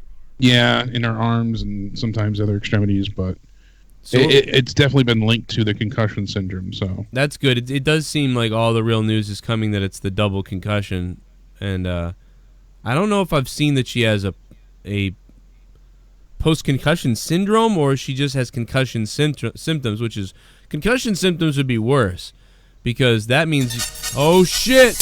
Oh, shit! This is what it's like. It's coming! To watch it's Monday coming! Night. It's coming! What the hell am I staring at? What the fuck? Oh, Vince McMahon, you're killing me. Vince McMahon, this wrestling give me a disease. Oh, Monday Night Raw sucks. Oh, SmackDown Live also sucks. And oh, if they call someone up from NXT, I know they're gonna get really bad quickly. Oh, I wanna die. Wrestling die. I wanna die. Every Monday night. What's up, Joe and Jake? It's been a while, but I'm back from the dead now donating lol. Anyway, remember Stephanie McMahon says we listen to the audience. What a lying bitch. John Wills, man, what's up? Thank you for the $15 super chat. Listen, John, welcome back. I think that they do. I think that WWE listens to the fans like 1 out of 10 times, and or 1 out of 4, something like that. Otherwise, like AJ Styles and Nakamura wouldn't be up on the main roster. The problem is that that's the thing is like it's like a scapegoat for them, or it's like I don't know what the excuse. I don't know what it is. I don't know what the comparison is, but it's like they do listen because Nakamura is here, AJ Styles is here. I honestly feel like that was less about listening to the fans and more about just survival in a sense of procurement. People were getting big elsewhere, and they swept up who they could when they could. Because they've made offers to the elite, we've heard over and over, and it's just people that are willing to go elsewhere when the money was right. I mean, Nakamura said that whether he likes it or not, what he's doing now, he's stuck. He moved his entire family. He signed this long-term contract, so. He moved his family to the U.S.? Yeah, they had moved his family here. So that was one of the reasons why people kept saying, oh, leave WWE and take off. And he said, no, I'm here for the long term. Yeah, he's like, I have to make this work. That's just awful. I mean, I think they're trying to. I think sometimes they think they're trying, though, is my point. Like, I think they are with those things, but it's like, but no. But they're publicly traded, so they have to worry about, that's the thing with any publicly traded company. They always have to focus on making as much money as possible. Like, it's actually against the law in a publicly traded company. I forget the bylaw for it. But you have to, at all times, go ahead and be focused on making as much money for your constituents, your people, it's the same your thing shareholders. All these things always lead back to stocks. I mean, it's we talked about it with Blizzard, with Diablo.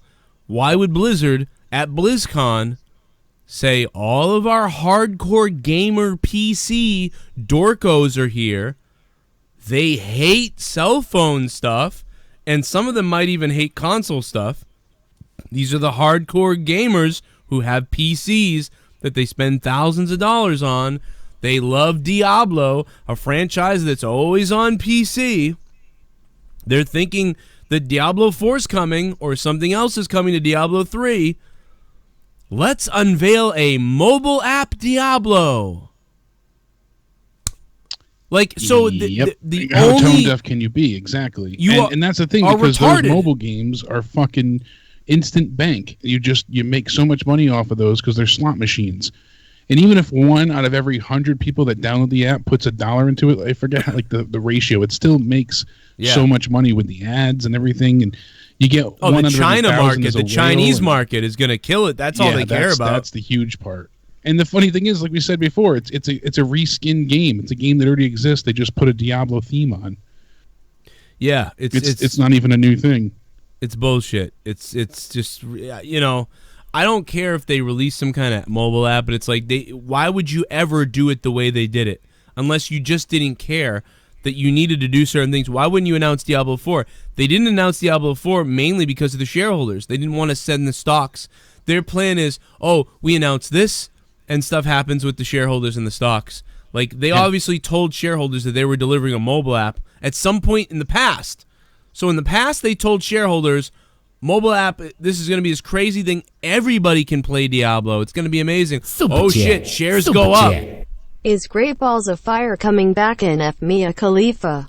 Jeffro, da boss. Jeffro, I hope that Great Balls of Fire does come back because we know Vince will actually care about it and try to make it good.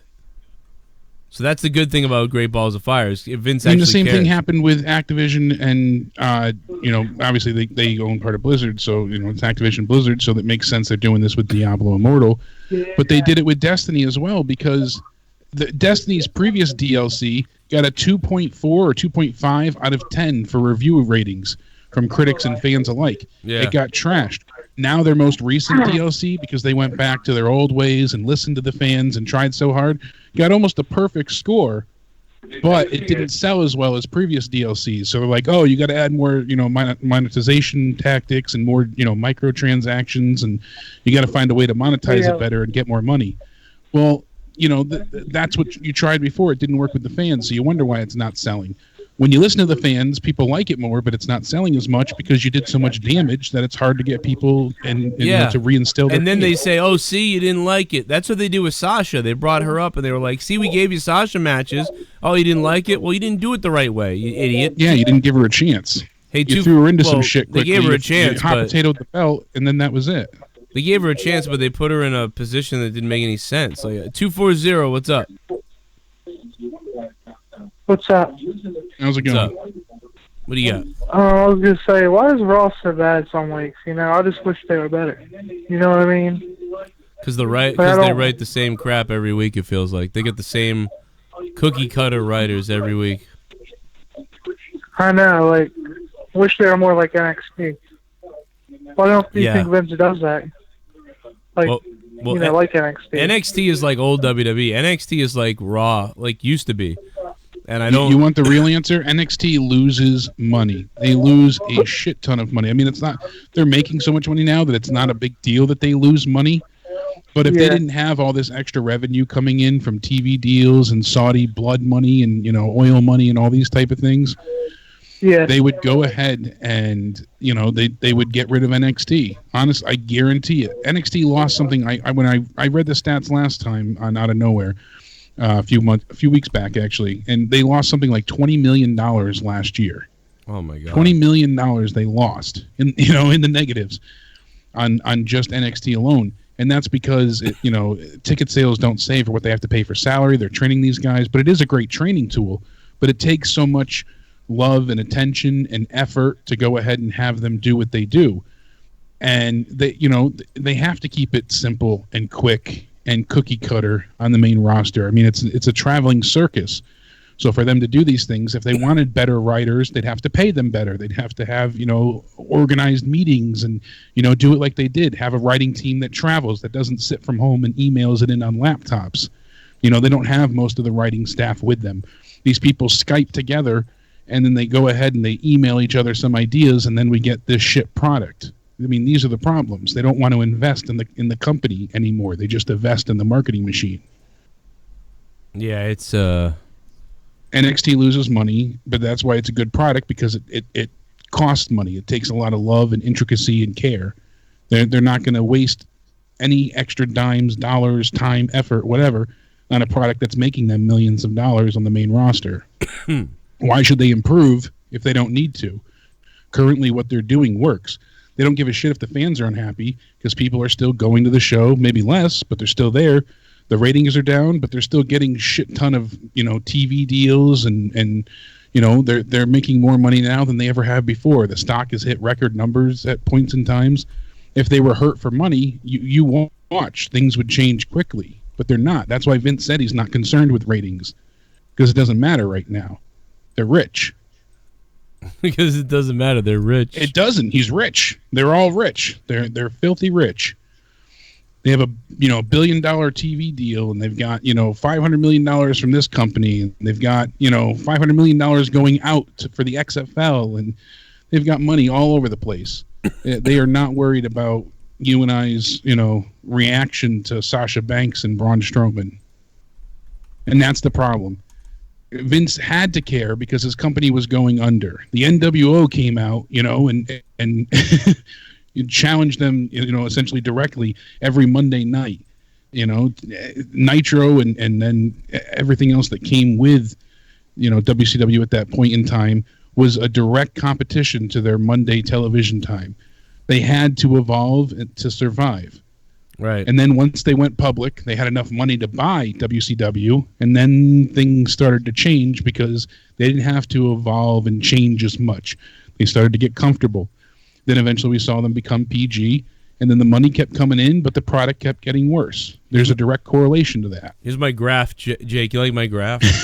It's a beautiful graph. In the middle are all the casual fans, and on the left is the moderate new fans. So the people that are kind of like above the casuals that have been around like up to the last 10 years even, but they're still kind of moderately new in the scheme of things.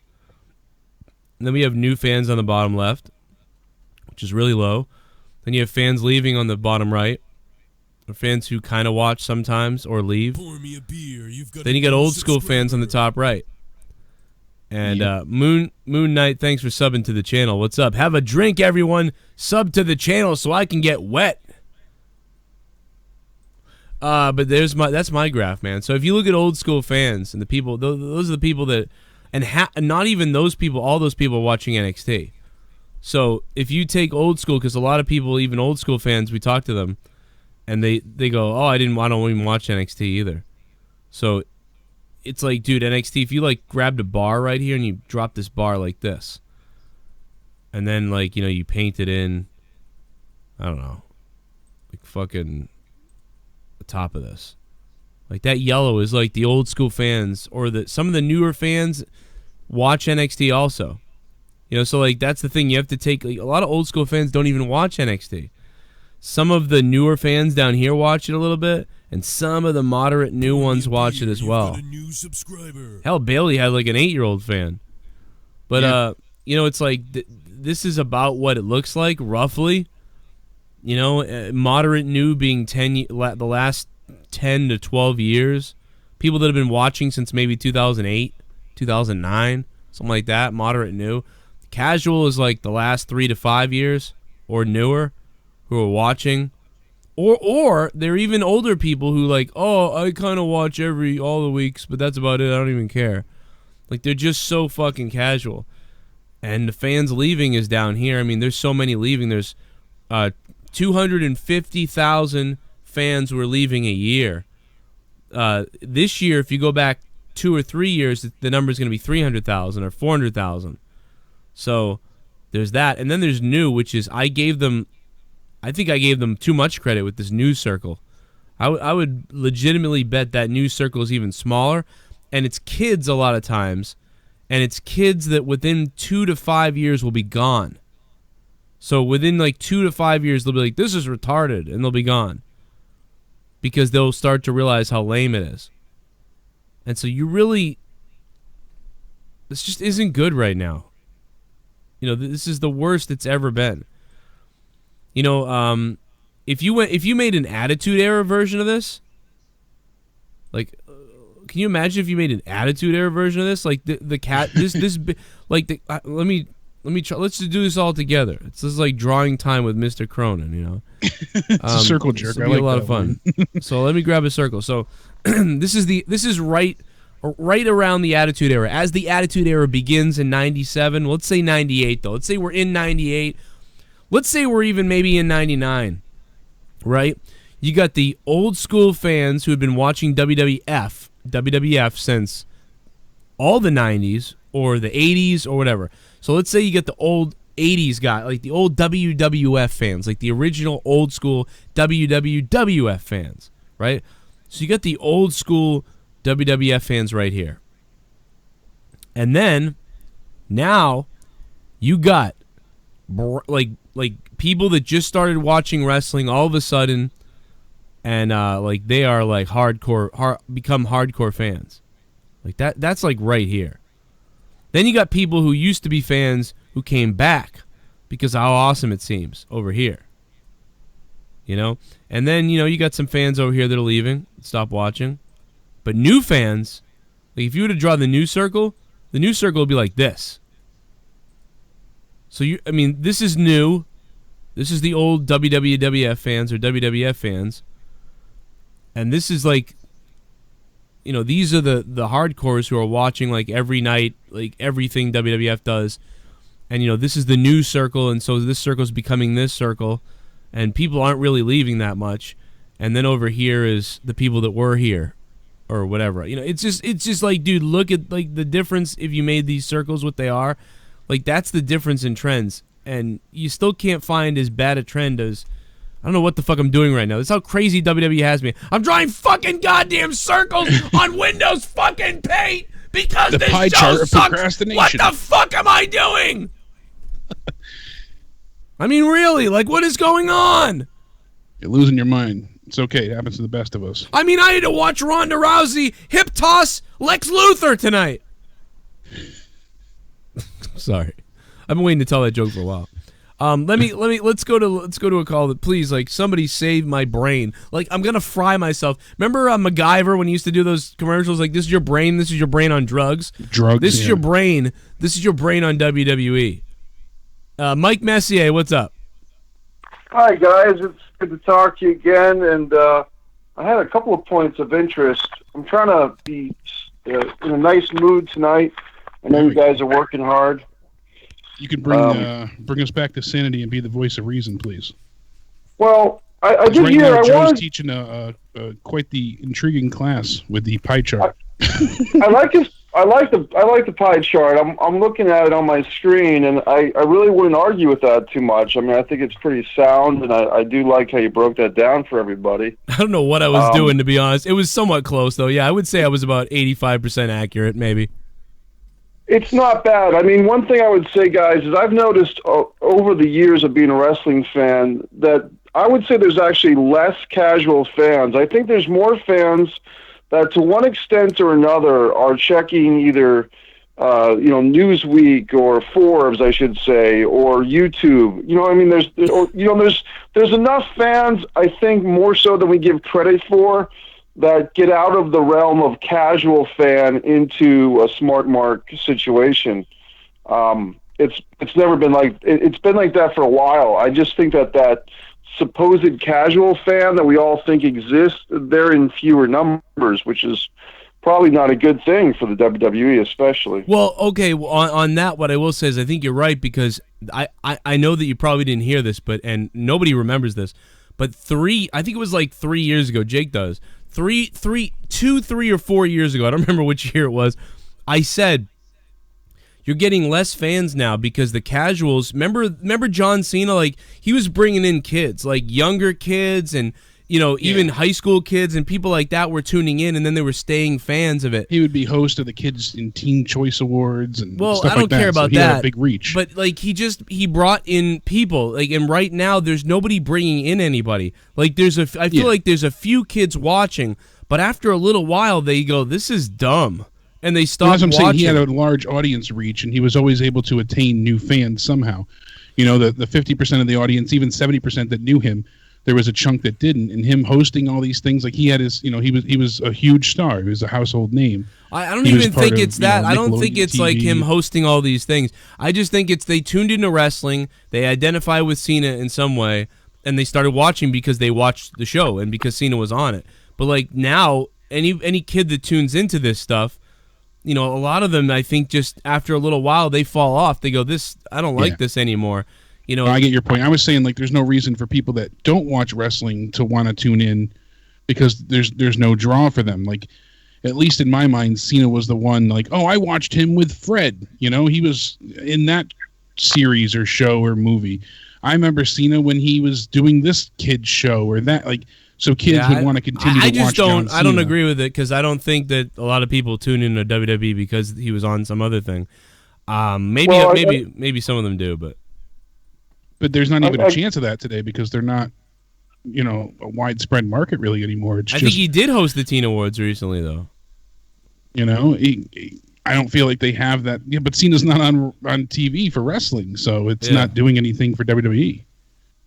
Well, I'll say this, guys. When I was a kid and I got into watching wrestling, a big part of what attracted me to be a wrestling fan was that it felt like the forbidden fruit. This is something I shouldn't be watching because, Blackjack Mulligan is bleeding and there's a big red X on the screen. So, and when kids maybe grew up in the Attitude Era and they saw, oh my God, Lita's got her butt hanging out of a thong, or a decade, 5 years later, Edge and Lita are doing a live sex show, or that forbidden quality of wrestling that makes it feel more adult and seemly. And if a kid can watch that and his parents let it fly under the radar, or they don't realize how adult or perverted it is, that's the attraction for a kid.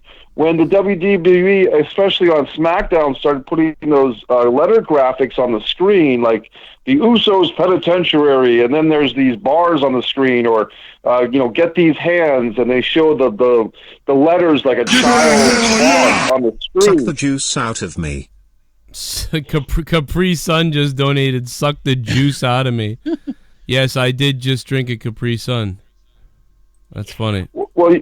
Yeah, if you see what I'm saying, it's like when you play to kids, that's not attractive to kids, because what gets kids excited is sneaking in to see Pulp Fiction or sneaking in to see that movie with what was it, Natural Born Killers, Mickey and Mallory. Oh my God, yeah. I was old enough to buy my own ticket to see Natural Born Killers, and a couple of little kids snuck into the theater and sat next to me and said, "Hey, can you pretend you're our uncle?" You know what I mean? And I was pretty young myself, because kids want to see what they're not supposed to see. When you present wrestling and you water it down for seemingly the children, then you're losing both the adults and the children in the long run, because the children don't want to be given children's stuff. They want to be given the adult stuff they're not supposed to have. Yeah. I did want to defend your buddy Tommy. I think it was young Tommy with the mustache. A couple of nights ago, I was listening to you guys, and I was trying to call in, but you guys were pretty packed.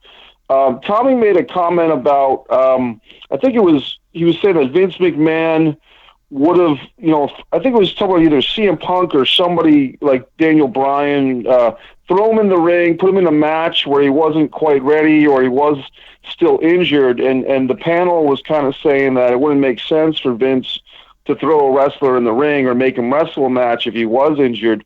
But it really hit me the wrong way, because I'm like, no, Tommy's making a good point here, guys. Yeah. Vince McMahon doesn't follow the ethics of the rest of us. Normal human beings with consciousness and morals, that's not Vince's... just listen to, something wrestle. I mean, Bruce Pritchard tells many stories, or many wrestlers in those U-shoots tell stories of Vince has his own kind of morals or ethics or lack thereof. So I just thought that Tommy was making a good point, and you guys kind of shut him down. But my counterpoint is, if you listen to enough of these wrestlers talk, there's plenty of times when Vince doesn't follow an ethical code that a normal, nice person would follow. He follows his own thing. You know what I mean? Yeah, it's weird. It's like I think nowadays, you know what I mean? It seems like they're over safe with so many things that I think that maybe that's what we were thinking of. But yeah, definitely. I mean, yeah, man. Especially in the past, Vince don't care. Yeah, get out there and whatever, you know. Yeah, we've seen that time and time again. Hey Vince, I've got a bad wrist, and I think I'm seeing stars. I got hit in the head the other day. Oh, whatever, get out there. I'm sure that's what happened. Yeah, the problem is now there's a lot of checks in place to combat those things. Well, I don't really remember what the question was, but yeah, was it about now? Because I feel like now they're overprotective. Like Corey Graves Corey Graves would not be retired if this was even 8 years ago. Corey Graves, they wouldn't be holding Paige or Alexa Bliss back. I thought it was about maybe Daniel Bryan and making him tap out or something like that. I thought Tommy was saying something to the effect of that McMahon put him in the ring and he made him tap and maybe he wasn't ready or something like that. Well, yeah, I think he was trying. I think a lot of people have been looking for the payback on Bryan because he wouldn't go to Crown Jewel. So that I wouldn't be surprised. What had happened that he was forced to tap as his FU for not going, but everything that happened in that match was already planned. He was basically, that was it. That was his title match, and that's all that was coming from it. There was no plans beyond that. Yeah. I did have a topic that came up on Twitter with a female wrestler. She kind of, I'm drawing a blank on her name. She's one of the top indie female wrestlers, and she basically said something to the effect of, "It's sexist if you don't think I should be able to wrestle men. A woman can do whatever a man can do, including wrestle men." And I'm a fan. It's not Jordan Grace. It's another powerful, strong woman. Is it what's her name with the red hair that left said ROH? The one who flipped out on me. The one, the big boobs. What's her name? No, she does have big boobs, but I think her name has an L. It's like a 2 L's in her name. Yeah. Is it? Oh my God, what's her name? Anybody remember in the chat? Who's the girl who blocked me and flipped out even though I didn't do anything? To think. I called one of her matches recently. Not recently, but a few years ago, I called one of her matches. Begins with a T. Oh, Taylor. Isn't it Taylor something? Taylor Hendricks? No, it's not. It's not Taylor Hendricks. She did top rope. Yeah. She had the thing with Jay Lethal. This was. I'll dig it up on Twitter real quick. But as I'm saying it, what the point was, I actually cut a video and I cut a counter and I said, hey, guess what? I'm against intergender wrestling. Once or twice a year, the amount of times you would actually want to have a key lime pie is the amount of times I want to see intergender wrestling. It's something that it doesn't quite work for me, and I'll tell you why. Because Ronda Rousey might be able to pull off a match, with a man because of her credentials. Becky Lynch, because she's so over, you could do a thing with her and Seth Rollins possibly. But if you start putting, Sasha and Bayley, although Sasha can hold her own with pretty much any woman, she is on the smaller side. Bayley is definitely on the smaller side. If you start putting them in there with, name your wrestler, Drew McIntyre, Brock Lesnar, whoever, it's not fair. And I think there's enough quality women wrestlers, especially in WWE.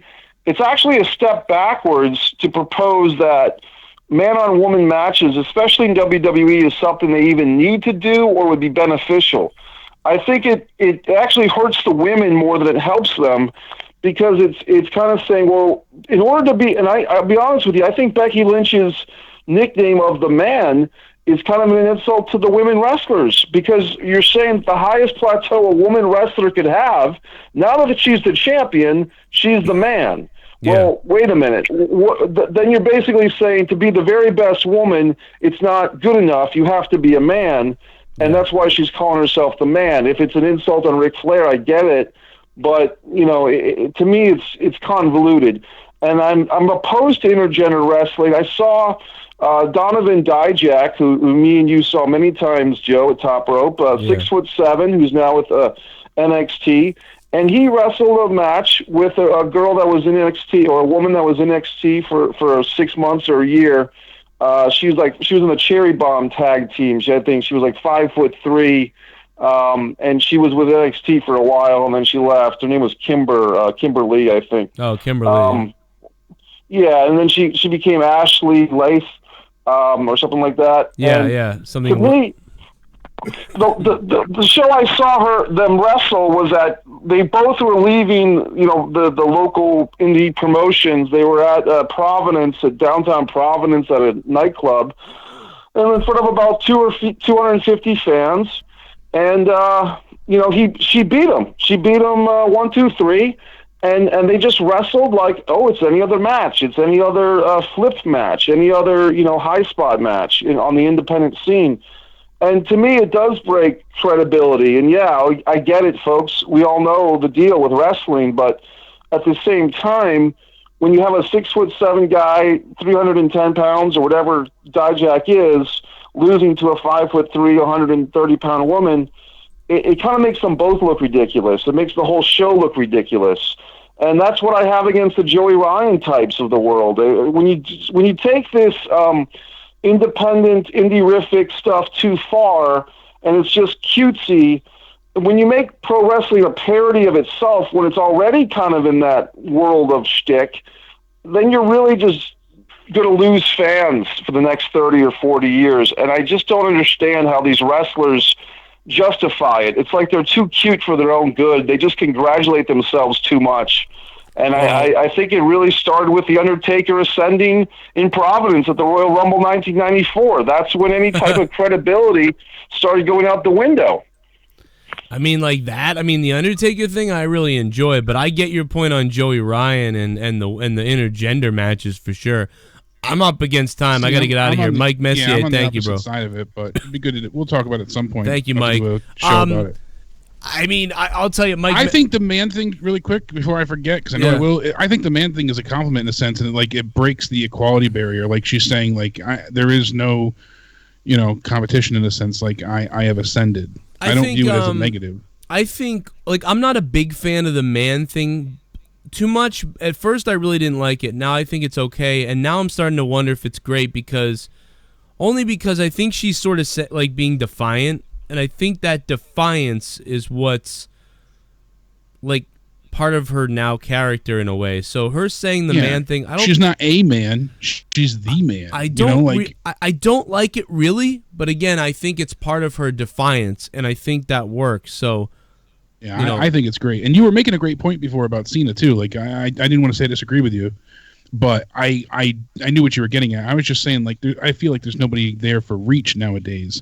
Well, but what you were saying, we didn't get to finish, makes a good deal of sense in the sense that, we don't have that many people to go ahead and keep you invested in wrestling. Just think about nowadays. how you started watching. That's the whole point. How did you start? When did you? It's like most of us started because we found it on TV. We didn't watch something and then go, let me turn now on Raw. Most of us found it on TV. I found, I saw Hulk Hogan versus the Macho Man. And I happened to find it because I saw the videos in the video store and thought, what is this? Yeah, who are these guys? And like Mike said, it wasn't so much the forbidden fruit angle that made you watch so much, I feel, is that's what kept you watching at times. Yeah, I agree. I don't know necessarily with the forbidden fruit, only because I also stopped a little bit. So I rented Macho Man vs. Hogan, saw it, thought it was kind of cool, but didn't quite get everything that was going on wrestling yet. And I sort of at some point forgot about it for a little while. So a month went by or 2 months went by. Then I saw something else and I watched it again. And the first thing I ever saw on TV from wrestling. So I had been watching VHS tapes for a few years of wrestling, kind of liking it. But the first thing that I saw on TV that made me go, oh my God, this is on TV? How do I watch this every week? Was Paul Bearer. He was on Saturday morning Slam or whatever the hell the WWE had. I was probably 7 years old or 8 years old. Was that main event or was that the morning? No, it wasn't main event. It was one of the morning shows. And Paul Bearer was so weird with that urn and cartoony and stuff. And it was and I was like, holy shit, this wrestling is on TV too. This is crazy. I usually have to rent this. And that's when I started watching weekly on TV. So that's what got me into the TV show, was the first seeing Paul Bearer. And, I never saw, any naked women and stuff, and then Mike Messier also made a comment that was the whole Attitude Era was naked women and stuff. That's not why I started watching. And again, I was 14 or 13 at the time. So that's what was, like he said, that's what kept me watching.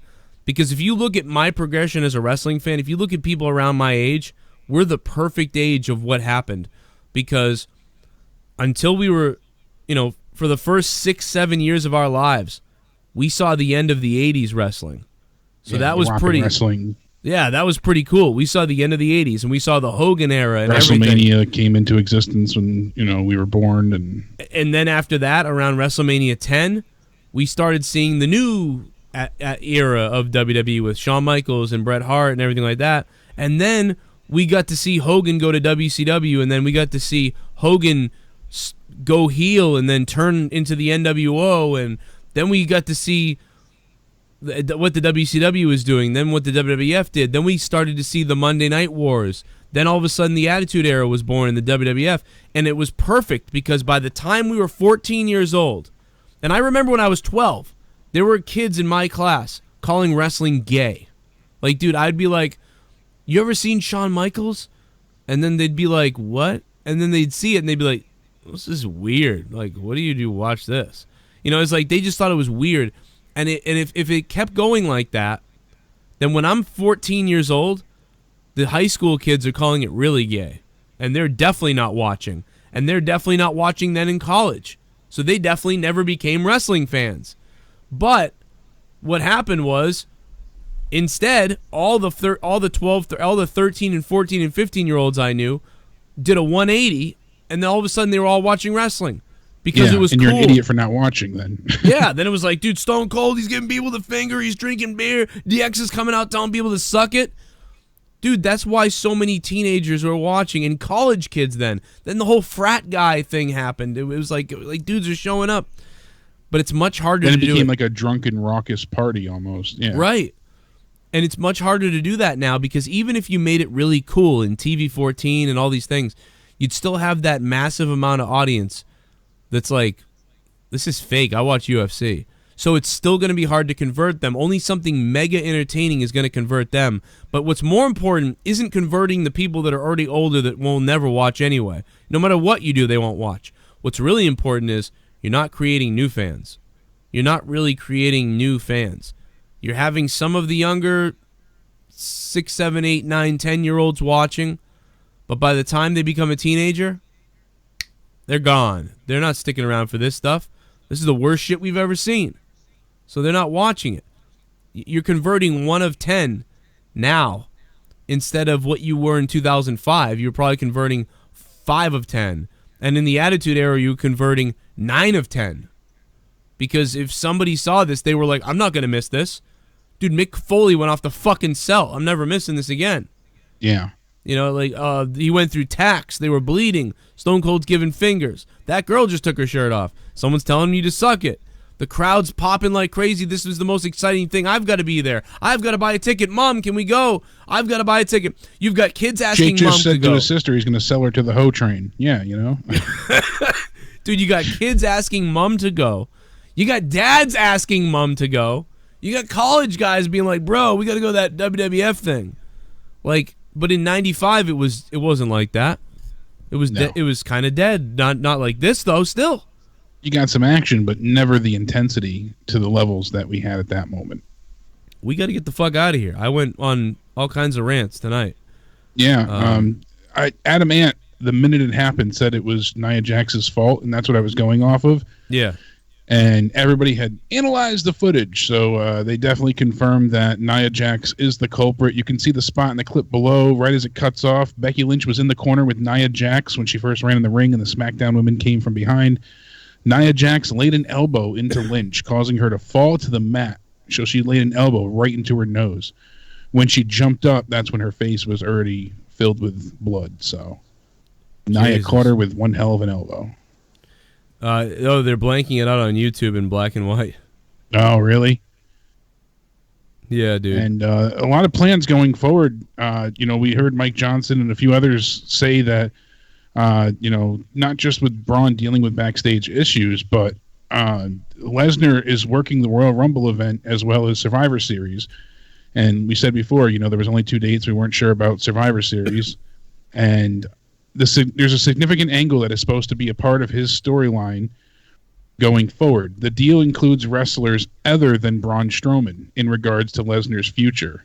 So Braun will get his rematch apparently, but I mean that's the storyline for now. But maybe it won't happen as to what they're reporting. So you never and know. The wording for that is odd too, because they said, Stephanie made an offer to his demands, and she said that Strowman, he had demanded a title match against Brock.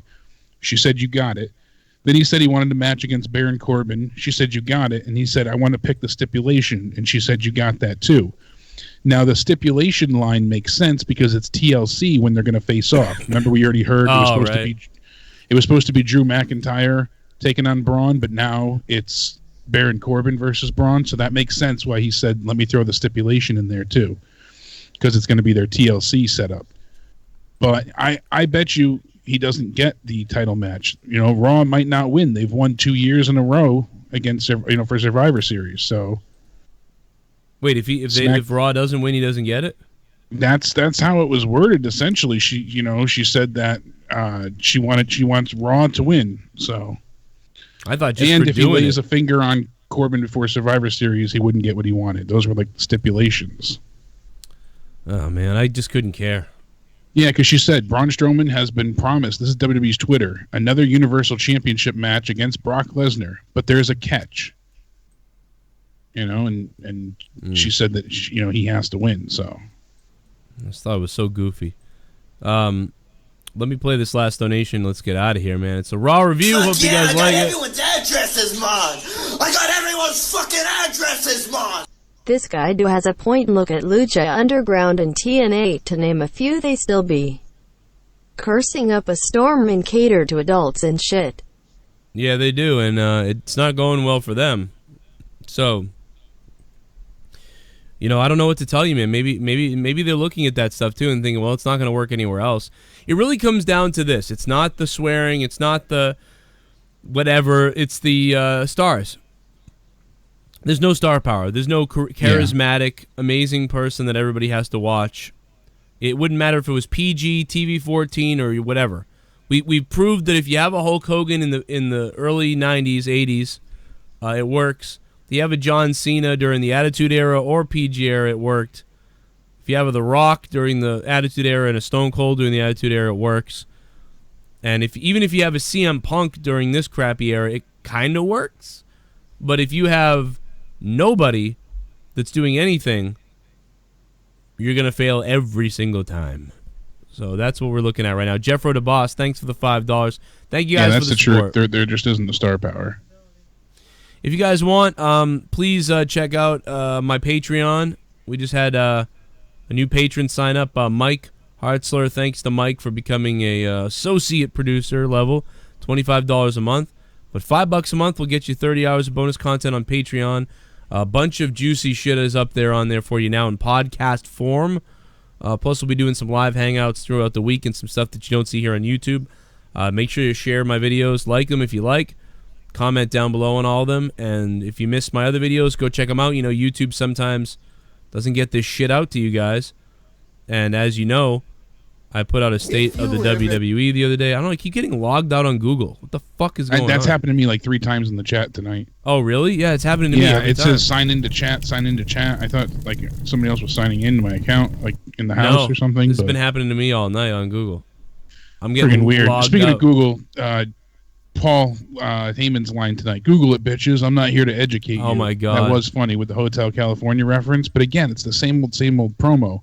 Yeah. I wish they would have given Brock the mic a little bit, more than for him to say, come on in to Mahal. But that's the whole segment was so forgettable. It was ridiculous. If you guys haven't... He said, what did he say? After all, you should really hear this. You're Jewish.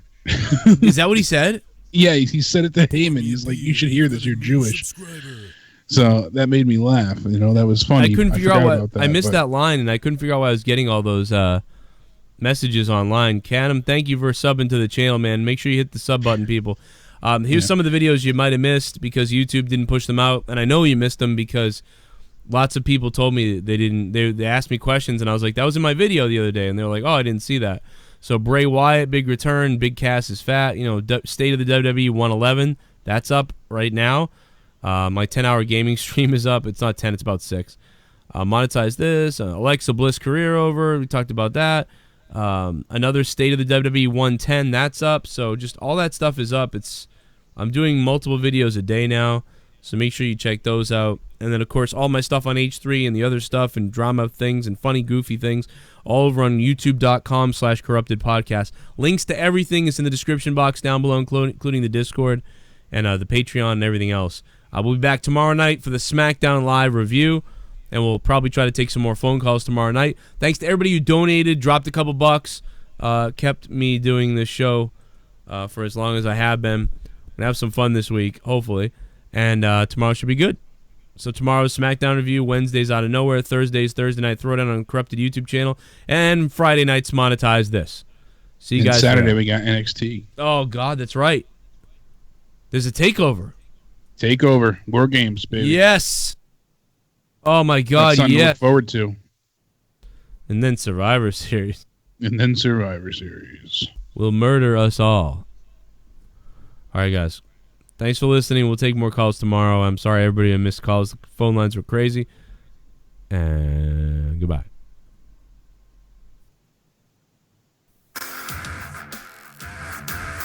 There's a guy on Twitter, I guess named Joe Cronin. And he's got a cool way of talking in the microphone. You suck Joe Cronin's dick, fucking faggot. And or some various version of that. You're listening to The Joe Cronin Show. Don't forget to like, comment, and body slam that subscribe button. This is the Epic Voice Guy, and I can honestly say, Joe Cronin is god awful, that is. You guys seriously listen to this guy? And now it's time for The Joe Cronin Show. And he's got a cool way of talking in the microphone.